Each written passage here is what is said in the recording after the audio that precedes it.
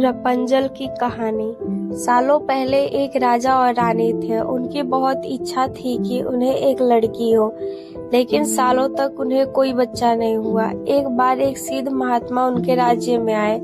उन्होंने रानी को एक चमत्कार पौधा दिया, जिसे खाने के बाद रानी गर्भवती हो गई।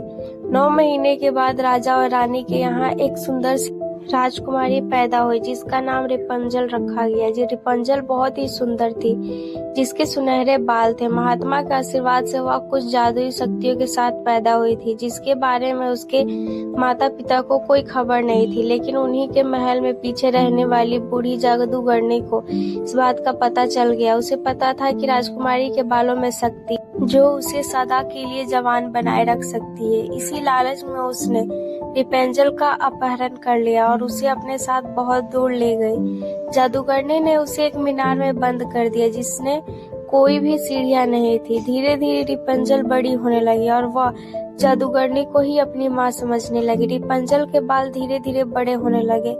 जब भी वह गाना गाती तो उसके सुनहरे बाल लाइट की तरह चमकने लगते। दोस्त जादूगरनी ने रिपंजल को बाहरी दुनिया से बिल्कुल अलग रखा।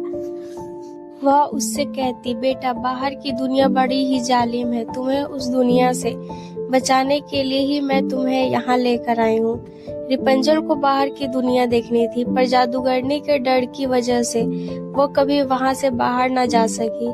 दुष्ट जादूगरनी रोज बाहर जाती और शाम को मीनार के बाहर खड़े होकर आवाज लगाती, रिपंजल, रिपंजल, अपने बालों को नीचे लटकाओ। यह सुनकर वह अपने लंबे बालों को मीनार से नीचे लटका देती, जिस पर चढ़कर जादूगरनी ऊपर आ जाती। एक दिन एक राजकुमार उस जगह से गुजरा जहाँ रिपंजल कैद थी। उस समय रिपंजल गाना गा रही थी।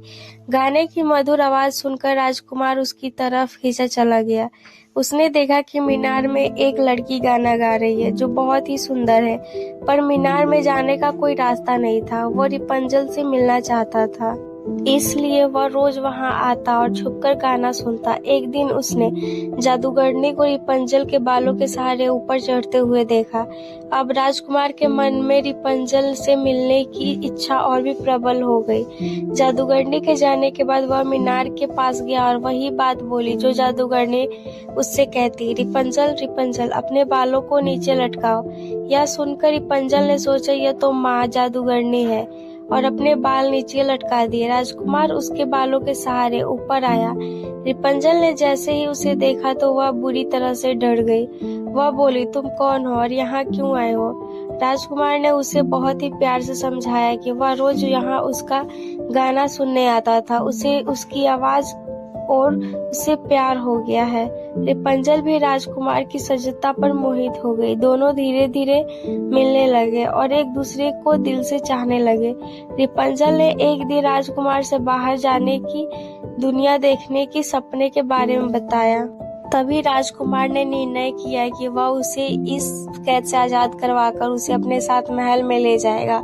राजकुमार अब रोज अपने साथ रेशम के कुछ धागे लेकर आता, जिससे रिपंजल एक रस्सी बनाने लगी, ताकि उसके सहारे वो दोनों यहाँ से भाग सके। लेकिन भाग्य को कुछ और ही मंजूर था। एक दिन जादूगरनी ने राजकुमार को मीनार से नीचे उतरते हुए देख लिया। यह देखकर दुष्ट जादूगरनी बहुत ज्यादा गुस्सा हो गई और रिपंजल को चिल्लाने लगी, मुझे लगा था मैंने तुझे बाहर की दुनिया से दूर रखा था, पर तू तो चुप चुप के इस राजकुमार से मिलती रही। तुझको इसकी सजा जरूर मिलेगी।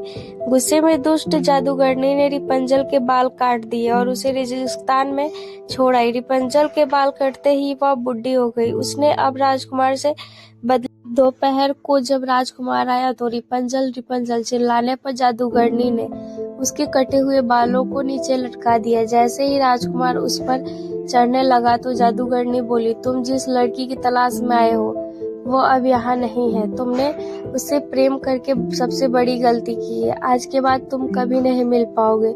यह कहकर उसने राजकुमार को धक्का दे दिया।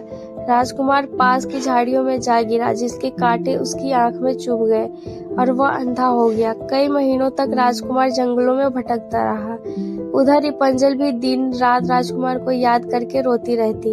एक दिन राजकुमार रिपंजल को ढूंढते ढूंढते उस रेगिस्तान में पहुंच गया, जहां दुष्ट जादूगरनी ने उसे छोड़ा था। रिपंजल के रोने की आवाज सुनकर वह राजकुमार उसके पास पहुंच गया। राजकुमार को देखकर रिपंजल दौड़ी दौड़ी उसके पास आई और उसे गले लगाकर रोने लगी। जैसे ही रिपंजल के आंसू राजकुमार की आंखों पर गिरे, उसकी आंखों की रोशनी फिर से वापस आ गई। राजकुमार रिपंजल को अपने महल ले गया। वहां उनका विवाह हुआ। थोड़े दिनों बाद जब रिपंजल की कहानी राज्य में फैली कि बचपन से उसे एक जादूगर ने उठाकर ले गई थी, तो यह सुनकर पड़ोसी राज्य के राजा रानी उसके पास आए। उन्होंने बताया कि रिपंजल उन्हीं की बच्ची है। जी उन्होंने उसकी बचपन की निशानी भी दिखाई जो अब तक रिपंजल के गले में थी। रिपंजल को अब उसके माता पिता भी मिल गए। दोनों अब प्रेम पूर्वक जीवन बिताने लगे।